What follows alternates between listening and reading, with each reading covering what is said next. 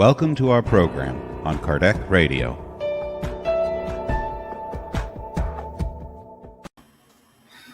Hello, everybody. Good morning, good afternoon, good evening. I'm here with Roberto Watanabe, president of FEESP. Oh gosh, I don't know. São Paulo State Spirit Federation. Yeah. So he's here today to give the second part of his speech into the Unseen, the book from Leon Denis. Mm-hmm. And it's a pleasure for us to have his inputs and his thoughts about this wonderful book written by Leon Denis. And I hope you're okay. Let me see who are with us. Leah, hey, how my dear? How's Sweden? Our friends from UK. They are melting like us in Ireland, in UK as well. Yeah. So we have our friends from United States. Good to have you here, guys. Linda, Dawn. Thank you. Thank you, my friend. So good to have all here with us. Okay, let's give just some more minutes here. But meanwhile, I would do the initial prayer, and I'd like to invite everyone to, if you want, you can close your eyes, empty your mind, raise up your thoughts towards our mentors of this group. Ask them to take away all the bad energies, bad influences, and bad thoughts, filling us up with love, with mercy, with wisdom, helping us to overcome our barriers, and especially today, help those brothers and sisters who are sick, who are without hope, who are suffering from anxiety, depression. May this prayer reach them. So be it. Amen. Okay. Okay. So, Roberto, do you want to share your screen, or you Yes. don't have a screen today? No, yes, I have. I will share.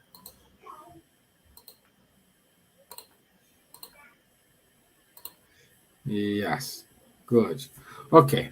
So Roberto is, as we said, is president of São Paulo State Spiritist Federation, and he is with us for about almost 2 years, helping us in this journey here, and it's good to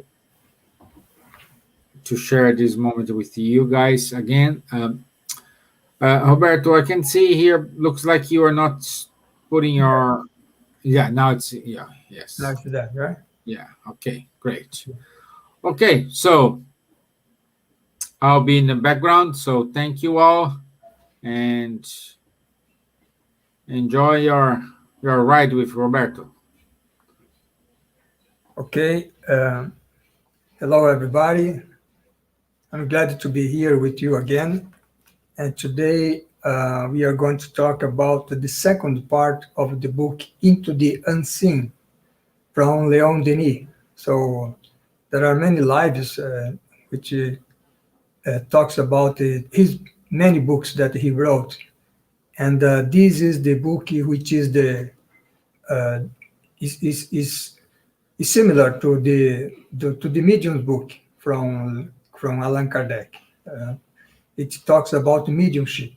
So in the first part last month, we talked about, let's say, the theoretical part, and today we are going to see the practical part, right? So we are going to talk a little bit more about the phenomena, the mediumistic phenomena. So Leon Denis started the book by explaining what is the basis for the spiritual phenomena.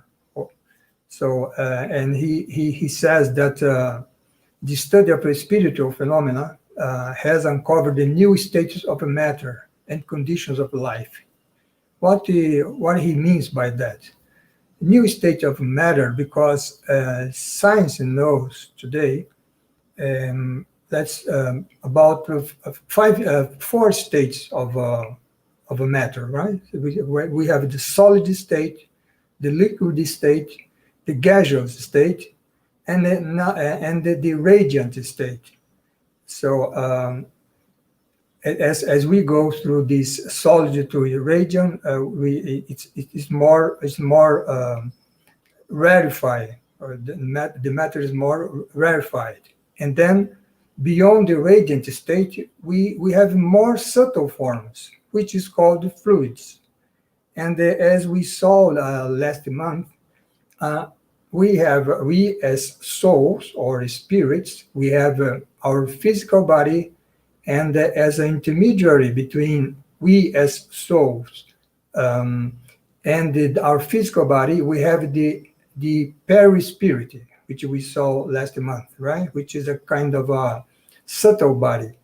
And this perispirit is built mainly through these fluids, which is a kind of a very light matter. So, and these fluids is the basis for all the spiritual phenomena. That is what we are going to see today, right? So Denis says here that as matter becomes rarefied, it acquires an increasing radiation and becomes one of the forms of energy. So we see now today, even in science, after Einstein, that matter and energy, there are some identity between them, right? So there is that famous formula from Einstein identifying energy with matter. So energy in this sense, energy is not more than a very rarefied state of matter. So if we can put it that way, right? So fluid is something important here and what we are going to see today. And then Denis says that a spirit, he's talking here about a discarnated spirit, right? A spirit manifests itself only with the aid of a force borrowed from the medium. So the medium is an incarnate spirit, right? Which is ourselves, for example. So a discarnate spirit to manifest, in order to manifest, he must borrow a kind of a force from the medium and the gathered assembly. So the medium and the people we are participating in a spiritist meeting, right?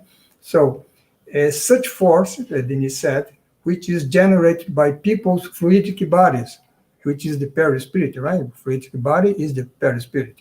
So this force is called psychical force because it obeys the will of the individuals. So psychical does not mean that it's something related to thought, right?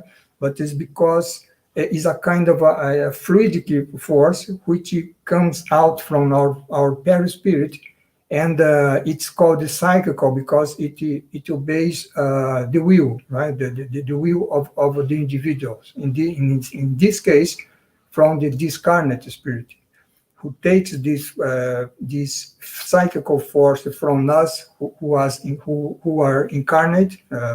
For example, if I am a medium, myself and my colleagues in this spiritist meeting, and then the discarnate spirit works. Let's put it that way, with this psychical force from ourselves, and then we have the the spiritist phenomena, even physical phenomena or intelligent phenomena, right? We are going to see that. So the will from the discarnate spirit in this case, Denis says, can impart special properties to it.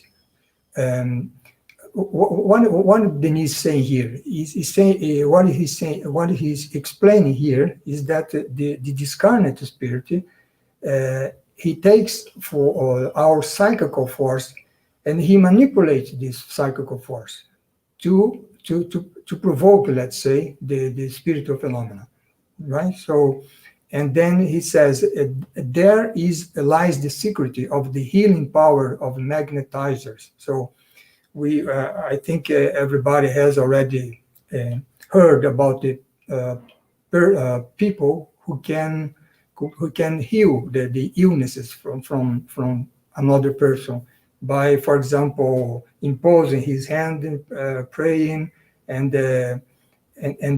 projecting this kind of a psychical force from himself, from the magnetizer, right? So this is a phenomena also, which is a cure, is a kind of a cure, and utilizing this psychical force.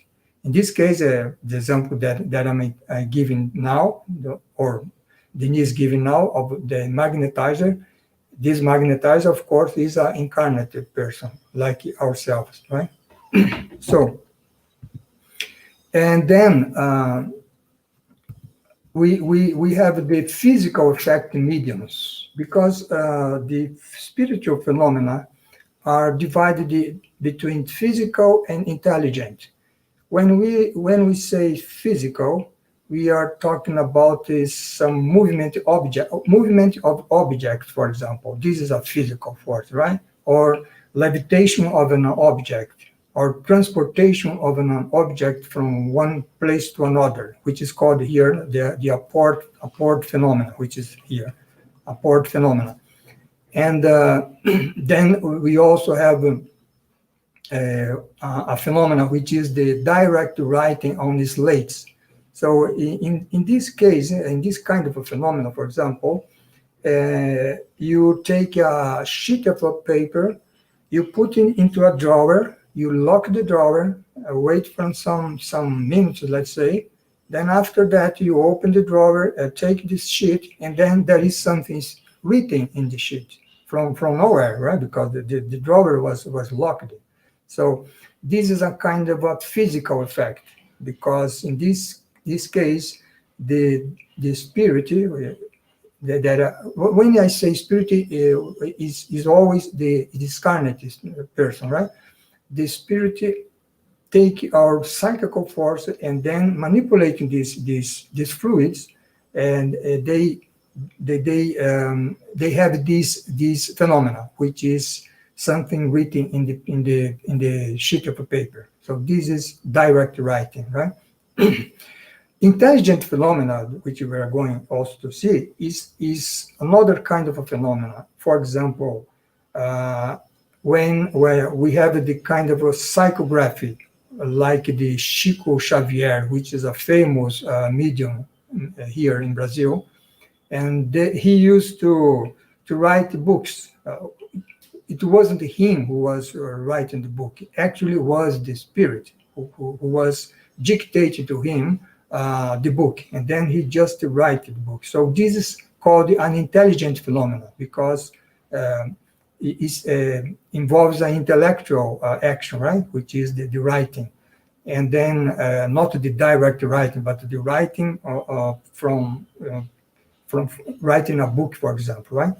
And then, for example, there is also another phenomenon which is called the psychophony, where also known by incorporation, when the spirit involves the medium, and then the spirit talks through the medium's body. So this is also an intelligent phenomenon, because involving a speech, right? So these are the two main different types of phenomena. We are talking first about the physical, right? And the action, the action on this physical effect or the physical phenomena is present, Denis says, in all spirit manifestations, and we all possess it to varying degrees, right? So what Denis is referring to here is referring to this. You see that Denis saying first here that the physical fact mediums can exteriorize abundant amount of this force, of this psychical force from our perispirit. And the psychical effect medium, they have lots of this psychical force that he can exteriorize. But Denis said we all possess this psychical force in varying degrees, right? So most of us have a limited amount of this force, which is not enough to provoke the physical effect. But mediums, physical effect mediums, can exteriorize abundant amounts. So this can this psychical force can be used to provoke the physical effect phenomena, right? So that's what Denis explained here. Here we are seeing again that image that we saw last month. So the composition of ourselves, right? Reincarnate, right? We are spirit or souls. We have our physical body, and between the physical body and the spirit, something that will link actually the soul to the body is the perispirit, this fluidic body. So the psychical force that we are referring to comes mainly from the perispirit, right? So that's what the discarnate spirit utilizes for the spiritist phenomena. Then how did it start, right? Such kind of a phenomena, physical phenomena. So it started through the phenomena of the haunted houses, and the beginning of this was in the United States, right? The United States of America, in this little place here, Hydesville.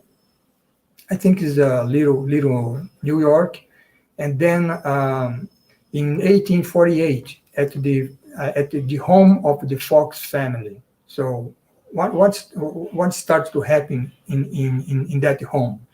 Every night a spirit, or discarnate of course, manifested himself by means of violent noises, opening and closing doors, rocking the furniture, pulling covers from bed. Imagine you are in you are in summer now, right? But we here in the south, we are in winter.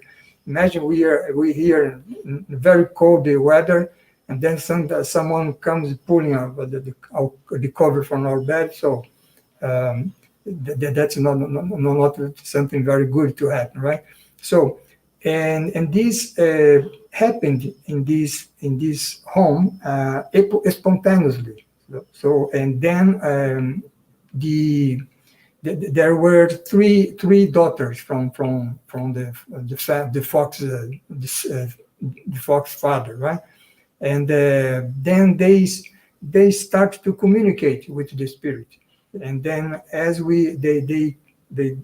they could communicate, he identified himself by the name of Charles Hosna. He was a kind of a seller of many small things who were traveling, and then he stopped in that home. Wasn't the Fox family which lived there at the time. Was another person, and then he stopped him to stay at night, and then he was murdered at that place, right? So, and then the spirit remained there in that house, and that's why it's called the haunted house, right? But haunted house is houses where a spirit, discarnate spirit, stays there, right? And they provoke this kind of phenomena which we are seeing here. And how the daughters could communicate with the spirit. So that is very interesting, because you see that he used to provoke noises, for example. So, and then, at the At one day, one of the daughter asked to the spirit something like this, right? Well,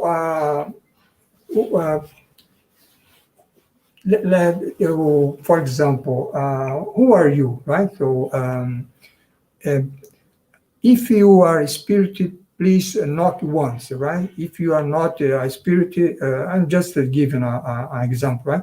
If you're not a spirit, knock it twice. So then he knocked once. Oh, it's a spirit. And what's your name? So if knock as many times as the letters of the alphabet, right? So he knocked it 3 times, so it's C, right? And then CHAR, and then your name is Charles Rosner. So this is a kind of a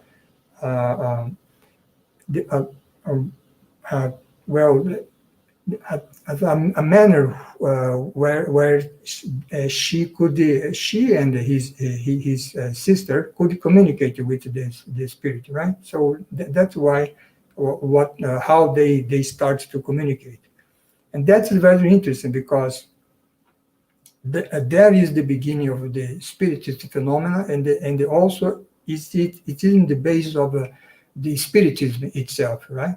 Because later on, Kardec itself starts to study such phenomena, and then he developed all the spiritist doctrine, right? So such kind of a spiritist manifestation spread throughout the United States, then all the Western countries. And what was the main objective? So was to call the public attention to this kind of a phenomena, and then to demonstrate that there was something beyond that phenomena who were not just physical, but there were intelligences behind those phenomena. So that's what the reason for such kind of phenomena. Today, for example, it's very rare such kind of phenomena because it's not necessary anymore, right? Because today we know about the spiritist phenomena, and we can understand. But at that time, we didn't, right? So this is the home of the Fox family. And then here are the 2 of the 3 sisters, and who participate in all these situations. Then, what is the physical phenomenon? So physical phenomena occurs in most varied forms.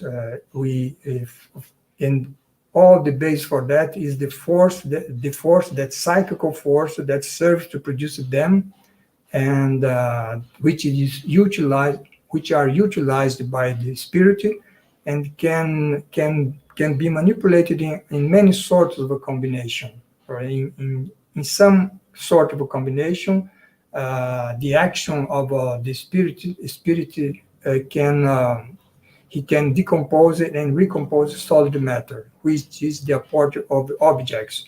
What is the phenomenon of apport of objects? It's something like this. For example, suppose that you are in a closed room, right? Totally closed, doors, windows, all closed.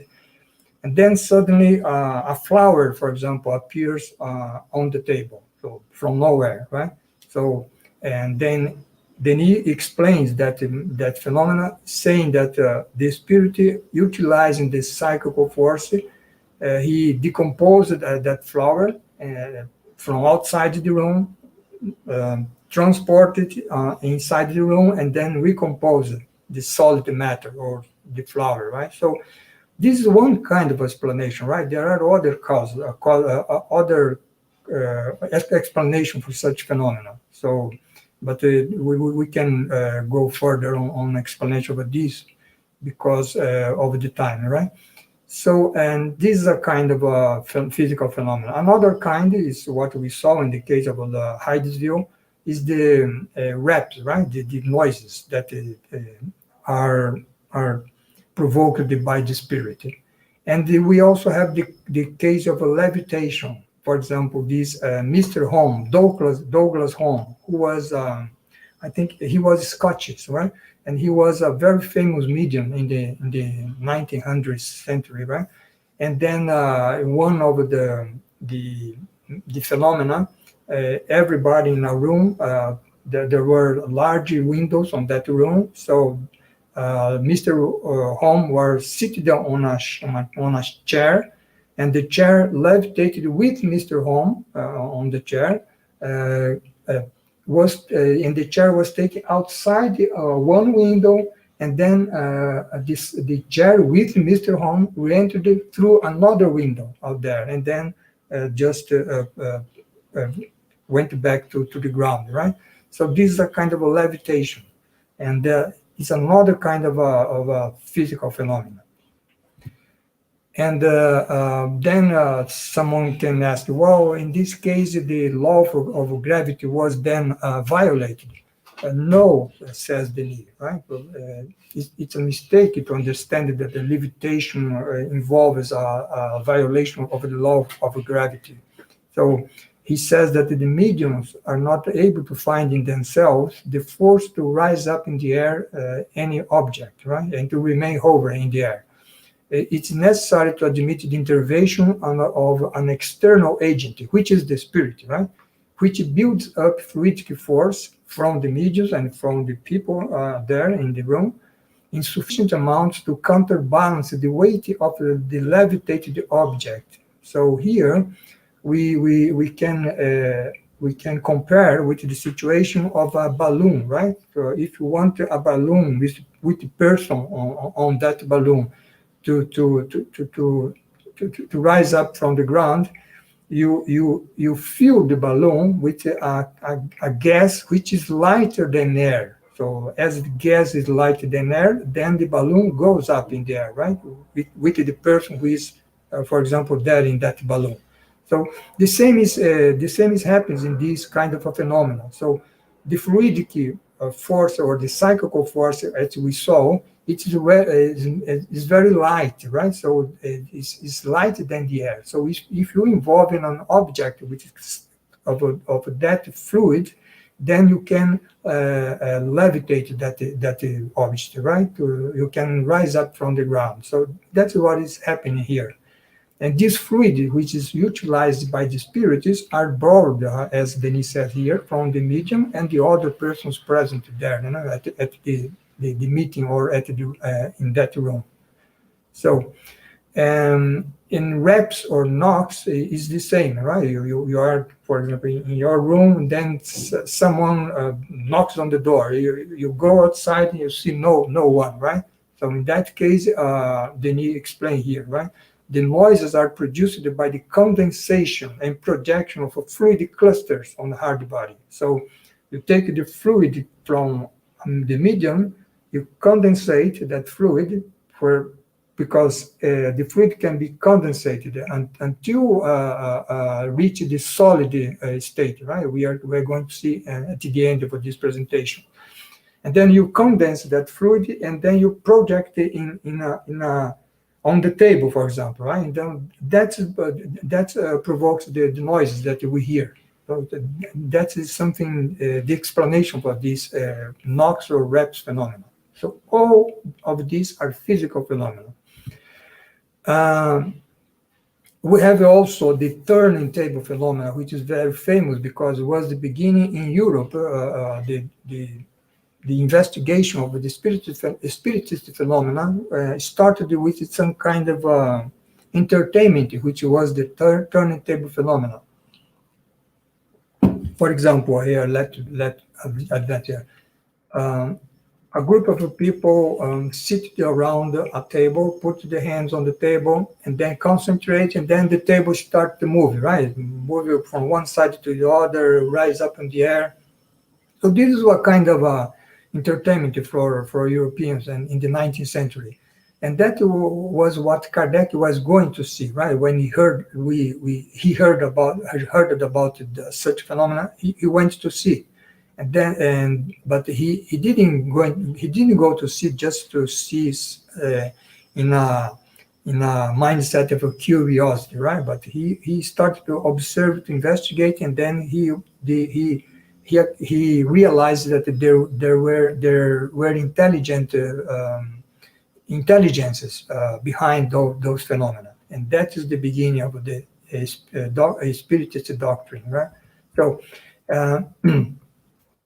in this case of the turntable phenomena, the table dictates unforeseen words, impressing the skeptics and confounding the unbelievers. So here also with the turntable, they take a smaller table than that I just show you now, and then a small table, and for example, you see the same kind of communication as the Fox sisters did it with the spirit there in Heidegger, right? For example, you ask the spirit, for example, if he's happy or not. If you are happy, just rise the table, rise the feet of the table and just knock once, right? If you know, you don't do nothing, right? So it's a way to communicating. So that's they doing that way, they got to this situation where the table dictates unforeseen words.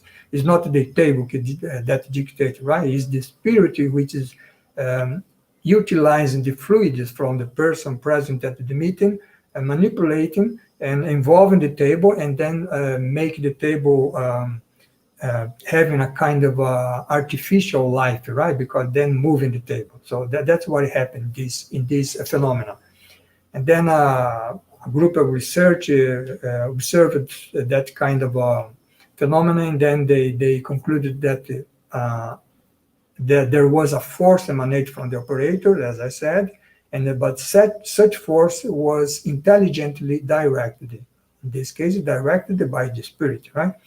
So, and what Denis says is that only spirits of a lower intelligence, inferior spirits, that manifest in such kind of a process, right? Because superior spirits, they usually manifest through intelligent phenomena, through, for example, through writing a book, for example, or through talking about the medium, right? Giving some recommendation, moral recommendation to us, for example. So, and then here we have a case of a levitation of a table, right? So the psychical force of all these people around the table is being utilized by the spirit involving the table. Then as the fluids are much lighter than the air, then the table can be raised up from the ground. So that's what happened here. The turntable, I had already mentioned that. So the next, now we are going here to the intelligent phenomena, right? For example, the mediumistic writing, which is the case of Chico Xavier that I mentioned, that famous medium here from Brazil. And then how such mediumistic writing occurs? So it occurs as follows. So the medium grab a pencil, let his hands just there on the table upon a piece of a paper, and then suddenly his hands is guided spontaneously by an external impulsion. Denis said here. It means that at that moment the spirit is manifesting, right? And then the spirit writes a message there, and then so we receive messages from someone which we don't know who he or she is, right? And then as some scholars says, well, it could be a fraud, right? Or the medium himself could be writing something in the piece of a paper, and or could be a post-hypnotic action, right? So the medium was put in a hypnotic state, and in that state he was ordered to write something, and then when he goes back from the hypnotic state, he just writes what he was ordered to do, right? As, this was someone argued. Others attributed to influence of a subliminal ego. No, this is something that is in the subconscious of the medium, and the medium writes something that is in his subconscious, right? But however, Denis said, there is a great number of manifestations that cannot be explained by such theories, right? The theories of subliminal ego, or the theory of post-hypnotic action, because he says there are messages expressing ideas which are quite unforeseen, and even in opposition to those of the people there at the meeting, right? So in that case, such kind of a message could not come from their minds, right? There are also messages in foreign languages. The people there on that room, for example, doesn't know. For example, suppose that you Irish people are reunited in a room, and then someone starts to write in Russian, for example, and nobody there knows Russian, right? So it could come from anyone from that room, right? And there are also, Denis mentioned the example of the scientific and literary answers given to persons who are not versed in such matters. So a normal person writes something that is from a scientific origin, for example, right? It could not come from his mind, right? And so Spiritist theory is the only one that can suit all this kind of a phenomenon. And what is the Spiritist theory says? It says that in all these cases which are mentioned here, for example, you have also the case where infants, for example, children who even, let's say, a children of 2 years or 3 years who doesn't know how to write, and the children write a letter, for example, right? Or someone who doesn't know, some illiterate person, right, who doesn't know how to write or to read, and then write a letter. So in this case, the only explanation is from an exterior influence on that phenomenon, which is from the spirit, right? So that is what the Spiritist theory says. And this is the mediumistic writing, and the writing mediums that they are called should be classed in 3 categories. So we have the automatic writers, which was the case of Chico Xavier. The medium writes, but he's not aware of what he's writing, right? The spiritual writer just utilizes, let's say, his body to write. So, and the medium itself doesn't know what's being written. And there is the semi-mechanical writers. And in this case, the medium is conscious. He's writing, he's conscious of what he's writing, but it's not from him, right?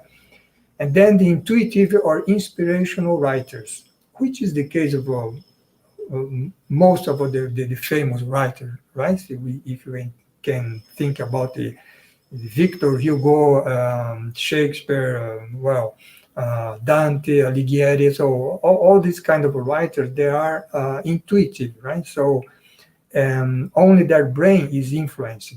So they write completely conscious, but it's not something that comes from their mind, right? But from the spirit. In this case, of course, a superior spirit, right?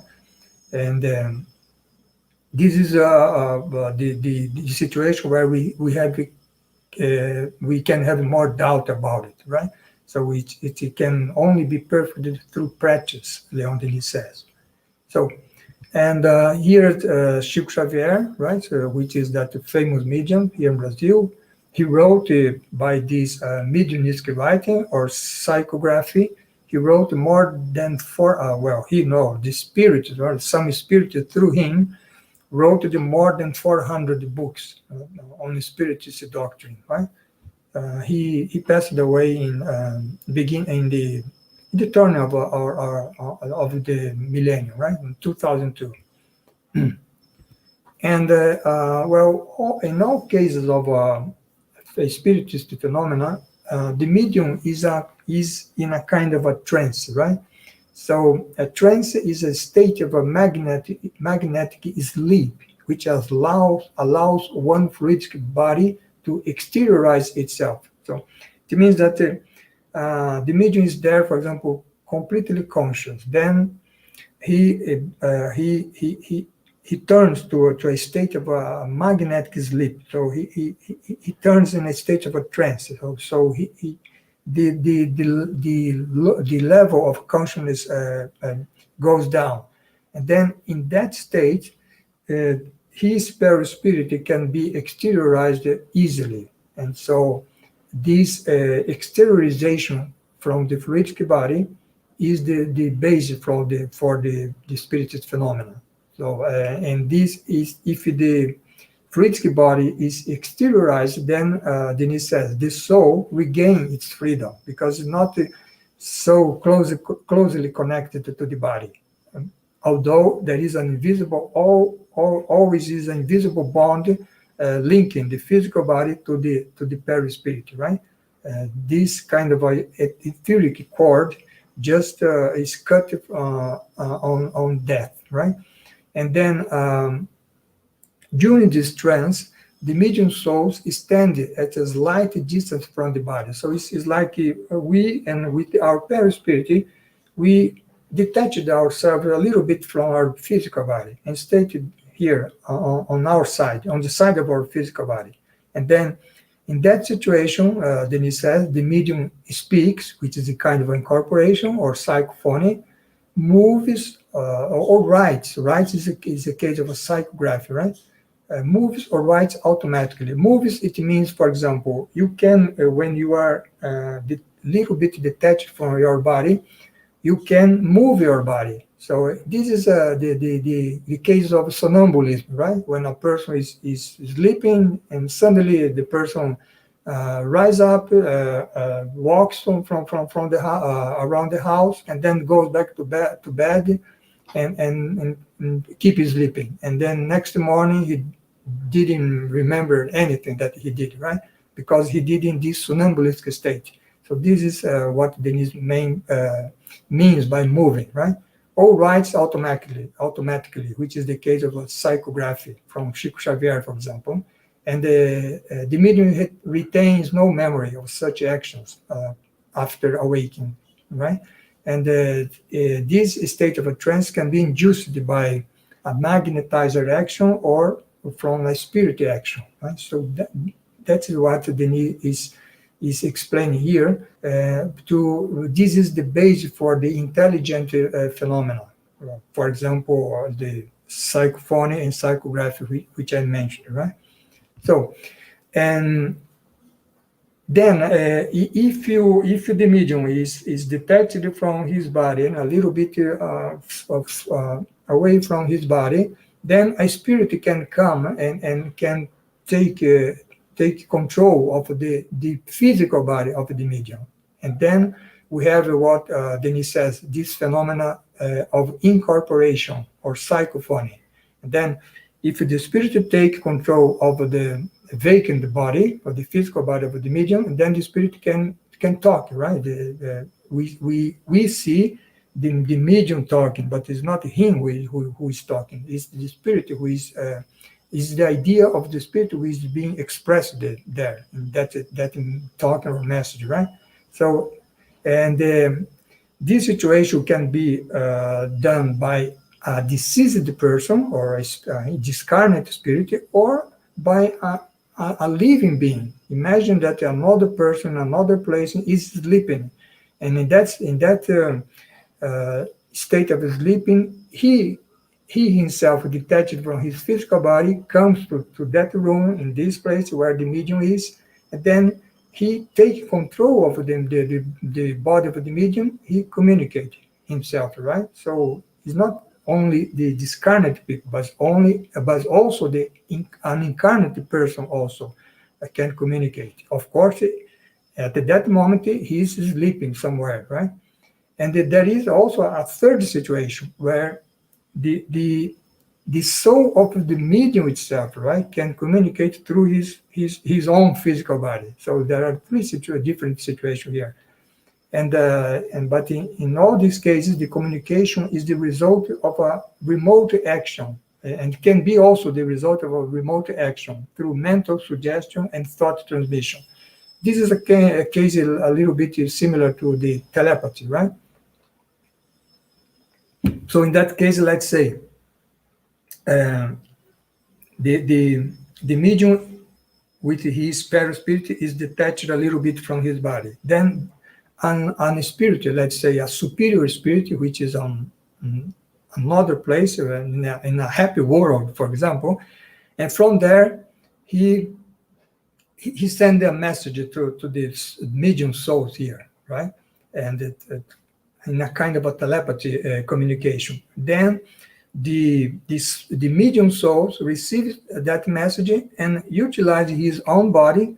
He transmitted the message to anyone who is with him in that room, for example, right? So this is the what Denis said by remote action, right?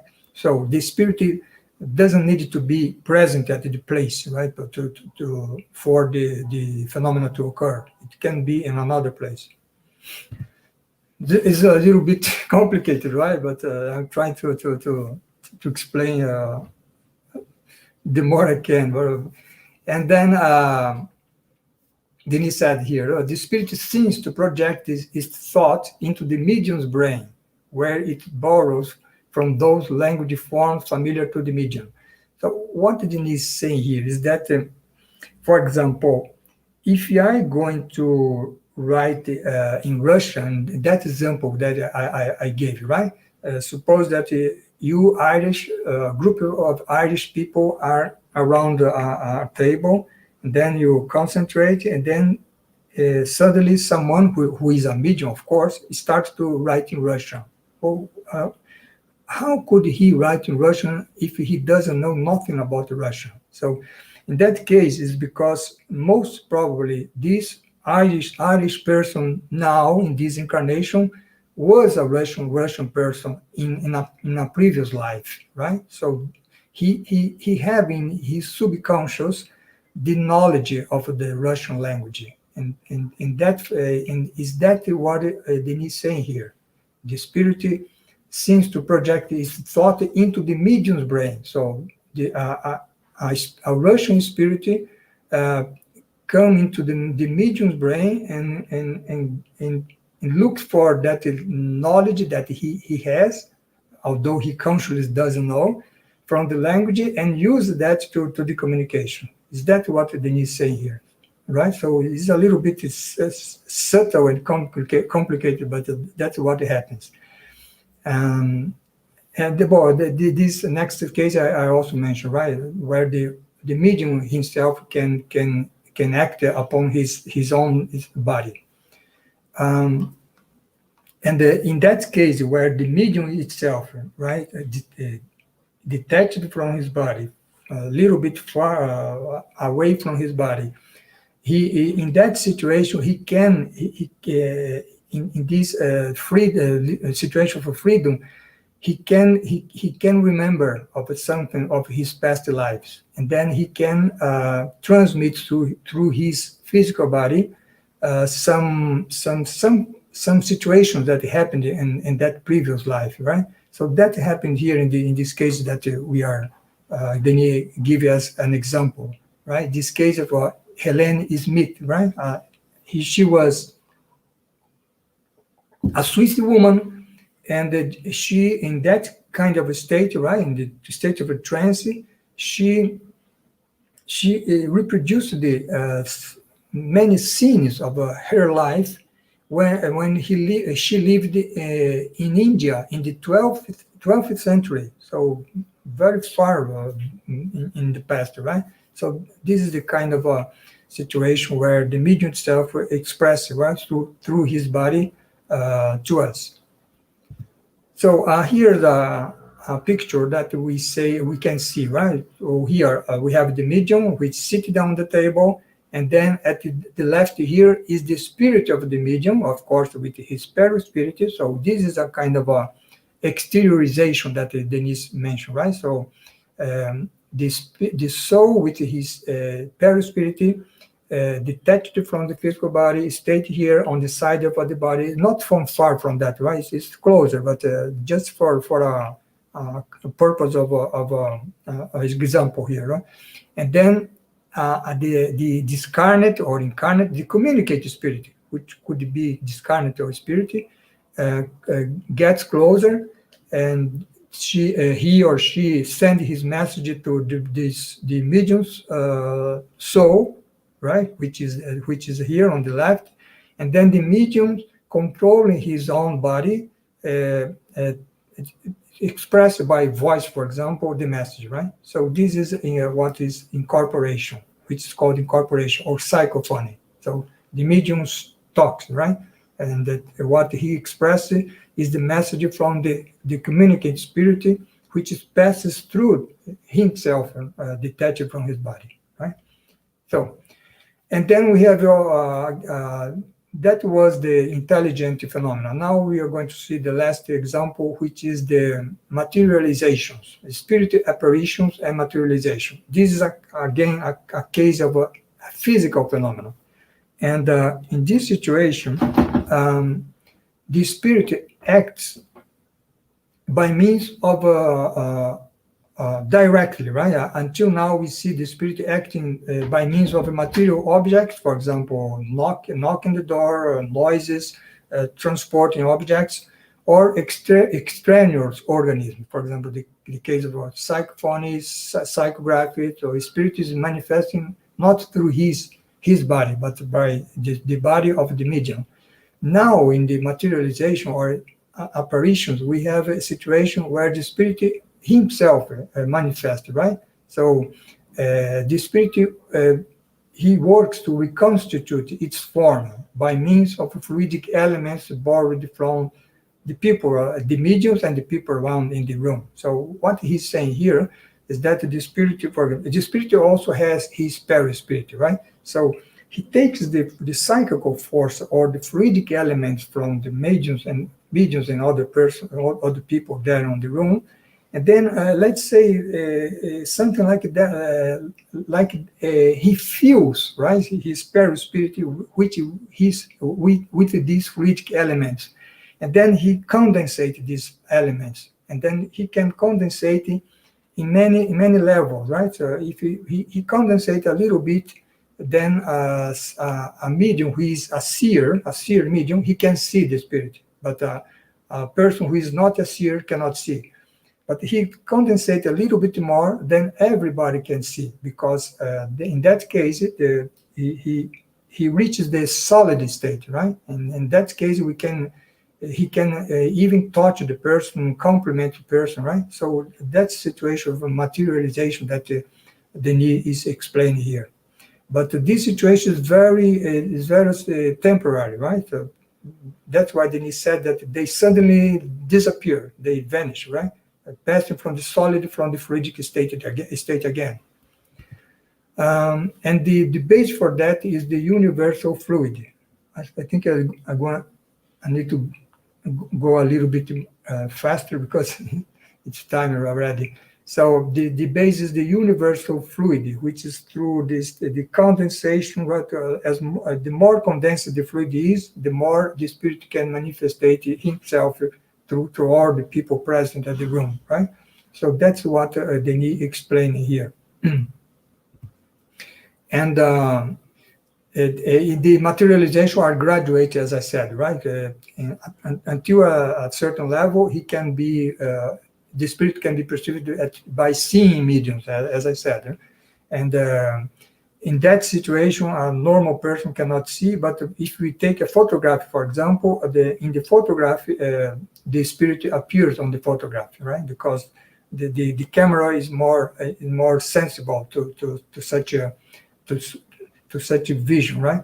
And but when accomplished to a great degree, then materialization is complete and the spirit becomes visible to all sitters, which is the case here, the famous case of William Crookes, right? This famous English scientist from the beginning of 20th century. He made lots of investigation with the spirit, which she was called the Cage King, and here we can see her materialized, right? And in that situation, she could compliment people, touch people, people could touch her, right? So this is what we call materialization, but it's always temporary, right? It cannot stay in that situation by too much time. So let's conclude here with the mediumship practice and danger. So mediumship is something very important here because it helps us to know about the spiritual world, about the spirits, about the explanation for many phenomena that in the past was people believed that it was a miracle, and now we can explain all that by natural causes, although not physical causes, right? We needed the knowledge of the spiritual world to explain those phenomena. So, and medium is very important, but we must take many precautions because there are many inferior spirits, the perverse souls, as Denis says here, discarnate, of course, right? Which is everywhere, and their intention is never good, right? So we need to safeguard against them. Right? So we need to ask for help from people, from superior spirit. And for that to happen, we must have a serious purpose in our meetings. We need to develop our mediumship, to study, to practice, to control our mediumship, and then we can do a good work with our mediumship, right? That's what Denis is saying here. And then by doing that, we avoid a very big problem which involves the mediums, which is obsessions. Obsession is nothing more than the more or less strong influence of those evil spirits, right? So we must take care about that, and we can avoid that by taking the behavior of like what I just said, right? Prayer, for example, helps a lot. So mediumship is something that it must be seriously considered. And we need science, inner retreat, detachment of human things, but also watch over our body, our health, right? And the medium must accept the trials of his life or her life, know how to forgive offenses, can go through painful situations, but all of this, if he stands on the right path, he can reach the heights of spirituality, Denis says, right? So this is what we have to say today about mediumship. I hope it was at least clear, a little bit clear what I tried to explain. And thanks for everybody for hearing.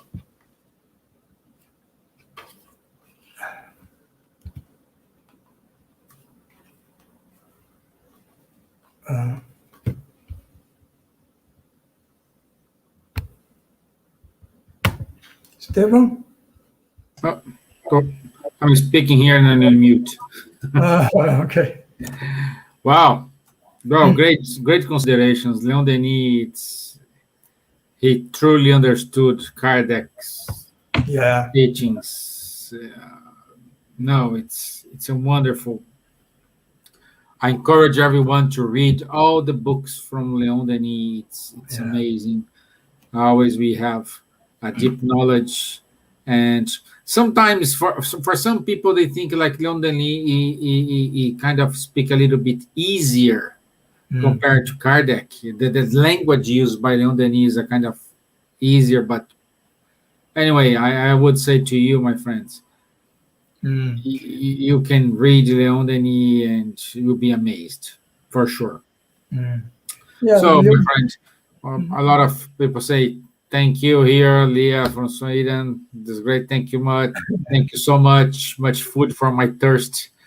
Yeah. So, also Wanderlei, nice to have you here. Yeah, you have a fun here. So, Wanderlei, you have a fun here. So this is amazing.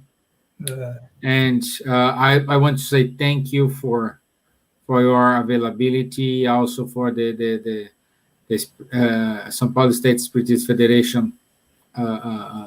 This partnership with us, it's a great opportunity to share knowledge. Here's nobody's teaching nothing. We are sharing knowledge. That's the main goal here. Yeah, right. Linda from friends from Texas as well. Thank you for the conversation. Awesome. That's a very good feedback. Very good to know we are in the right path. Okay. And to end up, would you mind to do a final prayer for us? Yes. Excuse me for the long presentation, but No, I know the book is deserved that. Yeah. Almost 500 pages. Yeah, exactly. Yeah. That's why I propose to split in two parts, but even two parts is too much material to cover. As Leah said here, it's too much food for our thirst, so we need to. Okay, so let's go to the final prayer. So let's thanks all the spiritual benefactors for all the support we had during our meeting today. And then let's elevate our thoughts to our Master Jesus, thanking him for this opportunity he gave us in spite of our imperfections, which are not so, which are many. And in spite of that, he invited us to work on with him. So it's a greater opportunity we have, and we thank him for all that.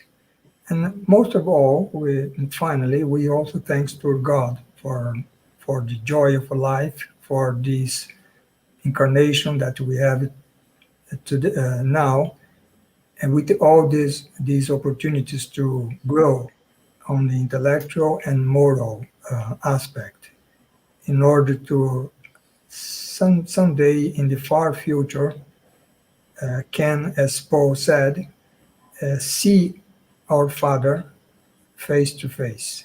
So be it. Thank you. Yeah. Someday we will see face to face. It's far, but at least we are trying to. Yeah, exactly. To be in the right path, Yeah.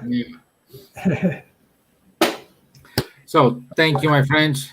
Thank you, everyone. It's a pleasure to have you all here, and I'll see you next Tuesday. And Roberto, again, thank you. I thank you all for this opportunity, Stevan. Okay, bye-bye. Bye.